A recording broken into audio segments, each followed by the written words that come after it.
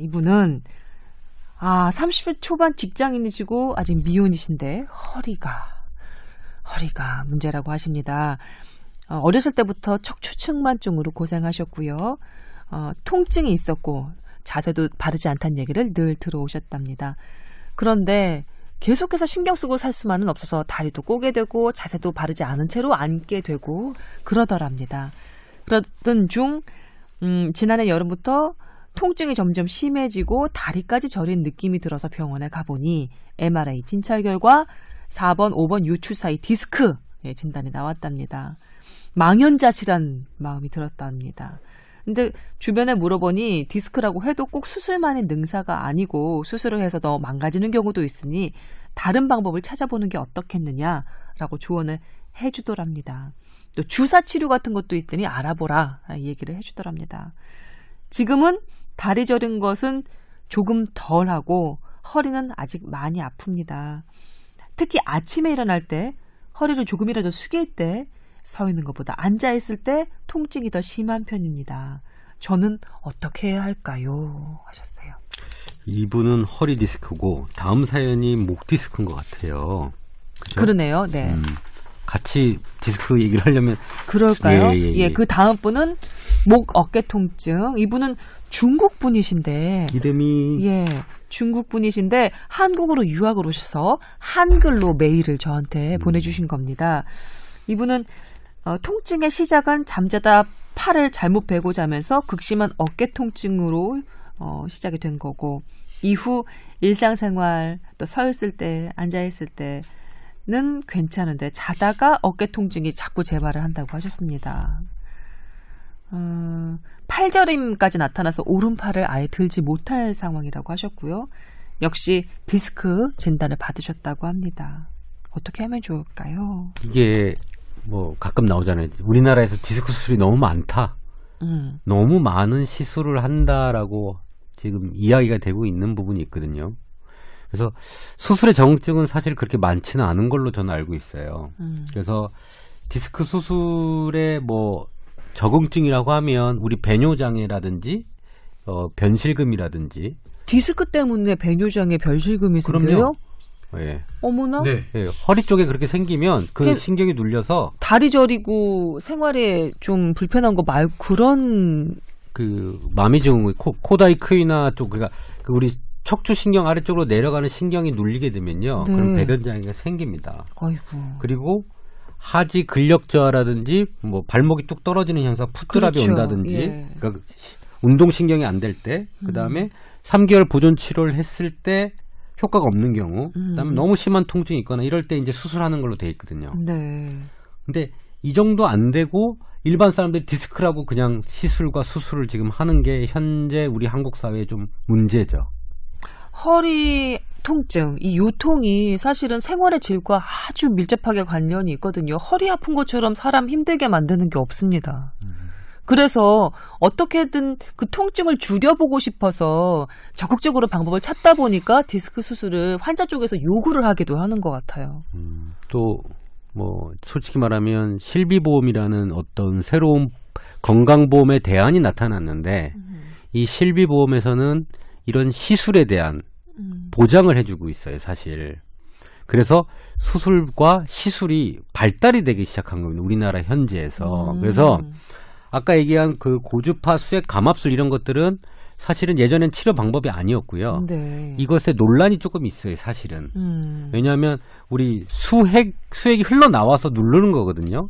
그러면 이제 내시경처럼 들어가서 그 안에서 고열을 해서 태워서 그 흘러내린 수액을 없애버리는 거죠. 그러면 튀어나오는 게 적어지는데 결국 수액이 다시 생성되면 또 흘러내리게 되겠죠. 그럼 이거는 그냥 대중적인 요법일 뿐 아닌가요? 그렇죠. 대중적인 요법이고 그 압력을 감압시켜가지고 회복될 수 있는 시간을 벌어주는 장점은 있겠지만 일시적이잖아요. 좀 약간 1년에서 2년 정도 되면 거의 재발된다는 사람들이 많긴 합니다. 네. 그래서 이런 여러 가지 비수술적, 수술적 방법들이 한국에서 상당히 많이 발전되고 있어요.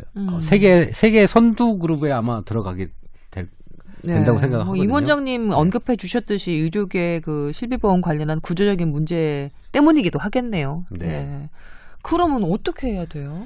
일단 이제 허리 수술, 허리 디스크 수술을 결정하는 절대적인 이유는 방금 임원정이 얘기했지만 대소변, 배변 장애가 생기거나 아니면 그 운동 장애, 가장 흔한 게 발목을 들지 못하는 겁니다. 그렇죠. 그러면 이제 어떤 증세로 나타나면 걸을 때 헛디뎌요. 그러니까 네. 발을 질질 끌어가지고 넘어지는 그런 증세가 있거나. 본인은 이렇게 발을 들었다고 생각이 되는데 그만큼 안 들리는 거죠. 그리고 통증이 기존의 보존적인 치료로는 감당할 수 없을 만큼 통증이 심하거나 할 때 저희가 절대적인 수술 인디케이션이고, MRI 진찰 결과 4번과 5번 요추 사이에 디스크가 있다는 것은 수술을 정당화할 수 있는 요건이 되지 않습니다. 네. 그래서 이렇게 포인트입니다. 걸어 다니고 포인트. 네. 저린 것이 조금 덜하고 허리는 아직도 많이 아프지만 다리 저린 것이 조금 덜 하는 상태는, 그러니까 의사로서 수술을 권할 수 있는 상태는 아닙니다. 그렇군요. 근데 이제 본인이 선택할 수는 있겠죠. 그러니까 수술이라는 건 지금 어떤 의미냐면 디스크 수술에 있어서는 그런 절대적인, 그러니까 나의 막심한 신경학적 장애를 남기는 순간은 무조건 수술해야 됩니다. 그런 경우에는. 그 경우가 아닌 경우에는, 그러니까 1년 정도에 대한 득실을 따지는 겁니다. 이게 수술을 했을 때 그 효과가 한 1년 정도 보존적 치료를 했을 때보다 낫다라는 게 지금 현대의학의 결론이거든요. 그러니까 1년 후에는 약을 먹었거나 네. 물리치료를 했거나 수술을 했던 사람이 1년 후에는 별 차이가 안 나더라. 그러니까 1년 동안 내가 정말로 이거는 너무 못 참겠다. 너무, 그래서 지금 한 달도 못 참겠는데 어떻게 1년을 참느냐라는 마음이면, 지금 디스크 수술이라는 게 그렇게 어려운 것도 아니거든요, 지금. 그럴 정도면 수술하는 게 낫고요. 그렇지 않으면 약을 먹거나 다른 방법을 선택할 수 있습니다. 근데 이제 비수술하면 되게 그 좋은 것처럼 느껴지지만 그렇지 않습니다. 최근에는 뭐냐면 그 관절 전문 병원에서 원장들이 그 페이닥터 분들에게 어떻게 얘기하냐면, 수술 그만해. 수술 어차피 별로 안 남으니까 비수술로 해. 하는 지경입니다.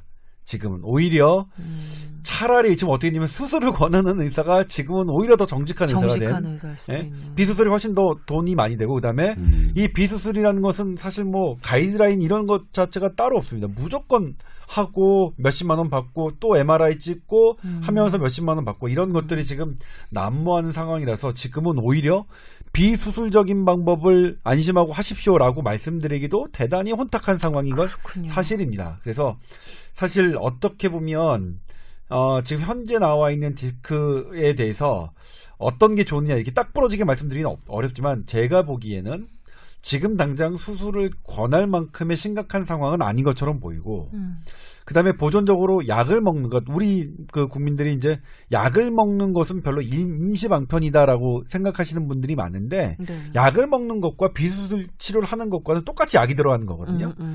그래서 어차피 그 영구적인 효과는 없는 건데, 어쨌든 통증에 유발하는 염증을 가라앉히는 데는 약물 치료가 대단히 중요합니다. 그러니까 약물 치료 굳이 꺼릴 필요는 없다고 생각하고요. 그리고 초기에는 대단히 중요한 방법이니까 약물 치료, 물리 치료, 기존 보존적인 방법으로 만약 내가 지낼만 하다 그러면 그걸로 하시고요.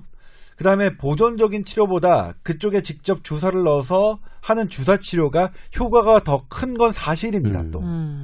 그렇기 때문에 그 다음 방법으로 주사 치료 생각하시는 거 나쁘지 않고요. 그리고 주사 치료제도 여러 번 하다 보면 그 효과가 좀 떨어지고요. 그리고 그 과정에서 그런 조직들이 좀 섬유화되는 단점이 있습니다. 그래서 그게 계속 반복되고 이 통증이 내가 너무 이건 귀찮다, 너무 힘들다 하시면 그때는 선택적으로 수술을 고려하는 것도 하나의 방법일 것 같습니다. 네, 이 앞선 그 30대 초반 직장인은 아마도 남자분인 것 같은데, 이분 같은 경우는 사실은 운동성에 큰 문제가 없어서 그 수술 관련해서는 조금 더 신중하게 지켜보자는 그 조언이 맞을 것 같긴 한데, 이 뒷분 28살 중국 여성분이라고 해주신 이분은 팔저림이 심해서 오른팔을 아예 들지도 못하고 옷을 입는 것도 불가능할 정도라고 하셨거든요. 네. 이런 정도라면 어떻습니까? 이건 이 증세는 상당히 조금 잘 봐야 되는 건데,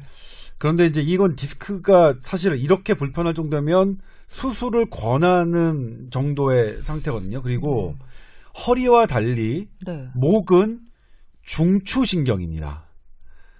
그러니까 허리 4, 5번에 있어서 신경을 누르는 그 디스크가 요추 4, 5번 사이에 나와 있는 디스크가 누르는 신경은 말초신경이라서 네. 사실 완전히 신경을 심각하게 누른다 하더라도 그렇게 데미지는 심각하게 남지는 않습니다. 그런데 목에서 튀어나온 디스크가 누르는 신경은 중추신경이라서 네. 이게 만약 이게 좀 심각하게 누르면 남는 후유증이 심각할 수 있거든요. 그래서 이거는 조금 저는 적극적인 치료를 좀 권하고 싶어요. 오히려 이 예. 중국 여성분의 경우, 목 디스크의 경우. 저는 조금 이게 디스크가 아닌지에 대한 판단을 먼저 해봐야 될 것 같은데 네. 팔 저린 증상이 사실은 디스크 때문에도 오지만 다른 근육 사각근이라든지 다른 신경들이 날아가는 거를 이제 딱 잡아가지고 저릴 수도 있어요. 아, 그래요. 그래서 목 주위나 이런 것들을 치료를 한번 해보고 그래도 그런 것 저린 증상이 해결이 안 된다고 하면 그때는 MRI나 이런 걸 지금 단계로 나가서 목의 디스크에 대한 치료를 좀 해도 될 것 같고요. 뭐 네. 지금 당장 고주파 수액 감압술 이런 것들에 대해서 고민할 건 아닌 것 같아요. 그리고 사실 조 기자는 모르겠지만 사실 한방 치료가 또 있어요. 그런데 저도 저번 주에 디스크 파열을 하신 분이 있어요. 제 지인이. 네네. 파열했어요. 어디 갔어요? 한의원 갔대요. 그래도 되나요? 그래서 일주일 입원하고서 많이 좋아졌대. 그래도 되는가 보네요. 그러니까 저도 그 얘기를 들었거든요. 네. 그러니까 보존적 치료로 디스크 파열도 비슷한 결과를 낸다고 척추 전문 한방병원에서 항상 얘기를 합니다. 아, 그래요? 그래서 괜찮았어요. 그러니까 많이 좋아져서 나왔어요. 수술 안 받아서 다행이에요라고 환자들이 나오는 걸 제가 많이 얘기를 들었거든요. 근데 그 경우라면 저는 이제 뭐냐면 럽처 파티클, 그러니까 디스크가 완전히 튀어나와서 신경을 누르는 케이스는 아니라고 생각하거든요. 파열이라고까지 말씀하셨는데. 그러니까 그거는 애당초 이제 진단을 잘못 내리시는 분들은 있으니까 사실 척추 한방 전문 의원을 표방하시는 의원들 중에는 제가 이제 보면 이 CT나 MRI, 허리 CT나 허리 MRI를 판독하는 능력이 워낙 떨어지시는 분들도 상당수 많이 본 거 사실 물론 잘 보시는 분들도 있지만 가장 큰 병원이니까 거기니까 뭐 그런 의사 선생님들 다 계시죠. 물론 예. 그래서 그건 좀 제가 잘 모르는 사안이라서 네. 하지만 믿을만한 병원이었나 봐요. 믿을만한 한방병원이었나 봐요. 근데 그럼에도 불구하고 이렇게 럽처 파티, 그러니까 둘이 싸워보세요. 예. 그러니까 신경을 누르고 있는 특히 마비 싸워보세요. 증세가 있는 이런 곳의 보존적 치료는 저는 이제 개인적으로 동의할 수는 없습니다. 그러니까 의사들은 동의를 안 할 거예요. 근데 네. 럽처 된 건 저도 이제 얘기를 들었고 통해서 얘기를 들었고 그 사람 물론 이런 신경 마비 증상은 아니었고 네. 통증만 심한 상태였거든요. 네. 그래서 통증 컨트롤 해주고 거기서 추나해주고 이완시키고 다시 얼라이먼트를 좀 맞춰주고 훨씬 편해져서 이제 퇴원을 한 상태인데. 네. 그러니까 저도 뭐냐면 그렇게 이제 허리 통증, 그러니까 다리에 신경을 누르는 증상은 보통 다리 쪽으로 나타나거든요. 근데 네. 허리만 아픈 경우에 다리에 그런 신경학적 증세가 나타나지 않고 허리만 아픈 경우에는 저도 예전에 그러니까 진료할 때 그래서 그냥 한방병원 가서 그런 요법 받으십시오 그랬어요. 그러니까 그 부분은 저도 동일해요. 그러니까 허리 통증이 그러니까 이 디스크가 그 허리에 아픈 것을 설명하는 기준은 아직 뭐 명확하지 않거든요. 물론 네. 하나의 뭐 신경이 뭐 거론되는 신경이 없는 건 아닙니다만. 근데 이제 이분 같은 경우에는 보면 이제 이게 뭐 아까 임 원장이 얘기했던 부분은 되게 중요한 부분이죠. 이게 어깨를 못 움직이고 이게 어깨 질환인지 아니면 목 디스크 질환인지는 감별을 해야 되는 게 분명한데 그게 요 목을 보는 정형외과 의사나 신경외과 의사는 그게 뭐 트레이닝 된 사람이니까 이게 어깨 문제인지 아니면 목의 문제인지를 감별하는 걸 트레이닝 된 사람들이니까 그리고 이게 이제 고주파 수액 감압술을 얘기했다면 MRI도 찍은 것 같긴 해요. 근데 신경학적 증상이 심할 때는 고주파 수액 감압술은 정답이 아닌 거예요. 그러니까 고주파 수액 감압술은 언제 선택할 수 있냐면 그렇게 심하지 않는데 그래도 한번 해보자. 그러니까 고주파 감압술이 적용되는 경우에는 뭐 해보겠다는 건 수술이 필요 없는 거를 그러니까 오히려 그렇게 반증하는 그런 그 말이기도 하거든요. 아하. 그래서 저는 뭐냐면 이거는 팔을 못 든다. 이게 뭐냐면 중력을 이길 수 없다는 거거든요. 근데 가만히 앉아있어서 옷을 입을 때 팔을 들지 못한다는 거는 중력을 이길 수 없는 정도로 이게 떨어진 거는 이건 신경외과에서는 상당히 심각하게 봅니다. 그러니까 우리가 1단계 정상이 1, 2, 3, 4, 5라고 정상이 1이고 네. 가장 나쁜 게 5면 이건 3이나 4 정도 단계거든요. 만약에 제가 이걸 좀 짚어볼게요. 너무 팔이 아파서 팔을 드는 게 힘든 거일 수도 있고 또 네. 하나는 팔을 들려고 하는데 마치 그 척추 디스크 환자가 다리를 나는 들었다고 생각하는데 안 들려 있는 거, 확인해보니 안 들려 있는 것처럼 중력을 이기지 못하고 운동 자체가 불가능한 경우 그 두 가지로 나눌 수 있을 것 같거든요. 그러니까 우리 28세 중국 여자라면서 자기소개해주신 이분께서는 내가 팔을 들 수 있는지 아니면 아파서 힘을 줘야 들 수 있는지를 한번 구별을 해보셨으면 좋겠다는 생각도 드네요. 그리고 이제 경추, 목 부위의 신경은 중추신경이기 때문에 의사들이 간단하게 어떤 테스트를 해보면 중추신경계가 눌리는 사인이 나타나요.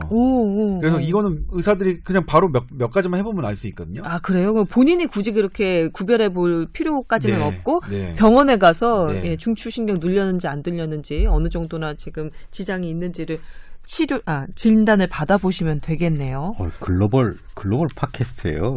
예, 그러게요.